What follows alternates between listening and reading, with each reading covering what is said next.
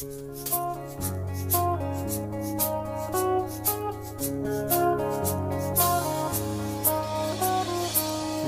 hanggang Sabado, puro na lang trabaho. At pagsapit ng Linggo, kailangan may negosyo, maghanap na raket.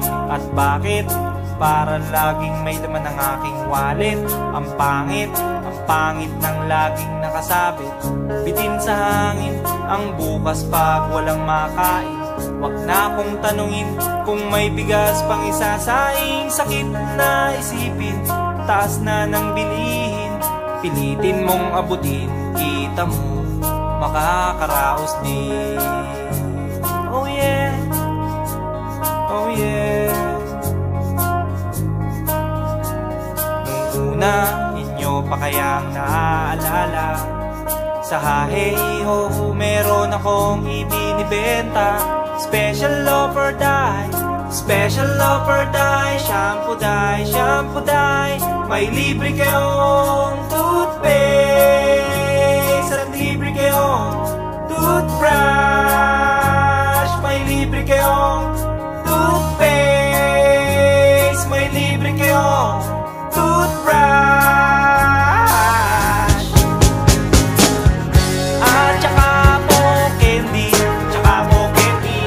At saka po keso, tsaka po keso. At saka po carrots, tsaka po carrots. At saka po ketchup.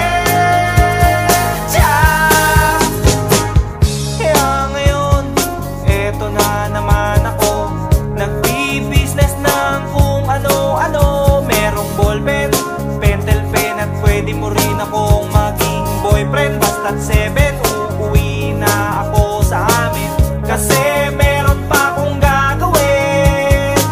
Magpapasuso nitong alaga kong tuta.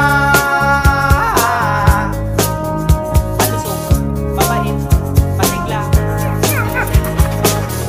Uy, merong isang chick, gusto niya raw akong mami. Order siya sa akin at bibili ng meat. Tong aking longganisa, ang kanyang kursonada. Kasi malaki, kasi mataba at mahaba. Ako'y kanyang niyaya doon sa kanila. Wag daw akong mahiya, siya'y nag-iisa. Uli ka na, patitikim ko na. O sige na, o sige na, o malapit na. O eto na, ilalabas ko na. O eto na, nako, o tinda kong longganisa. O tinda ko, o tinda ko.